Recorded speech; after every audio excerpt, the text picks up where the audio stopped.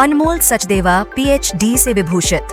भारत सरकार द्वारा रोजगार सृजन के उद्देश्य से कौशल विकास मिशन के अंतर्गत शिल्पकार प्रशिक्षण योजना प्रारंभ की गई है।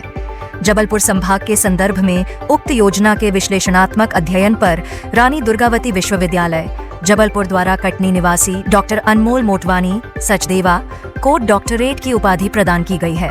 डॉक्टर अनमोल सचदेवा ने अपनी थीसिस में कुशल एवं अकुशल श्रमिकों के कौशल विकास उन्नयन का अध्ययन कर महत्वपूर्ण सुझाव दिए हैं, ताकि जबलपुर संभाग में शिल्पकारों को औद्योगिक प्रशिक्षण संस्थानों के माध्यम से उचित मार्गदर्शन मिल सके, साथ ही रोजगार के अवसर बढ़ें और जबलपुर की प्रतिभाओं को अखिल भारतीय स्तर पर उनके कौशल का सम्मान प्राप्त हो, जिससे क्षेत्र की आर्थिक स्थिति में भी सुधार हो।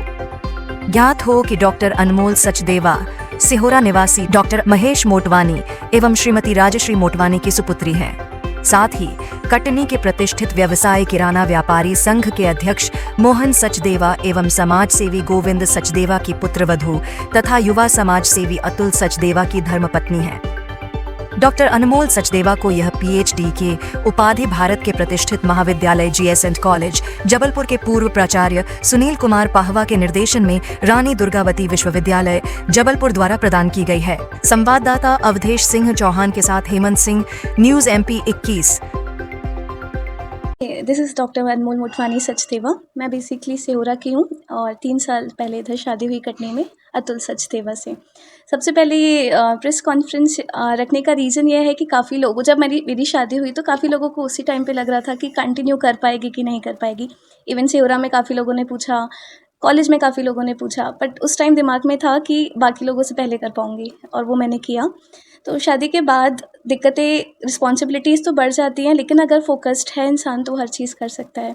मेरा graduation Jabalpur saint Aloysius college से हुआ, वहाँ मैं सेकंड टॉपर थी।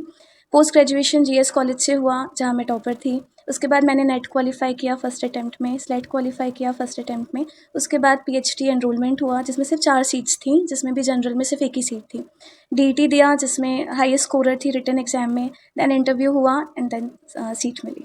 पीएचडी ही की? देखिए, मिसेस हर कोई लगाता है नाम के पहले, पर मुझे कुछ और लगाना था और वो था डॉक्टर।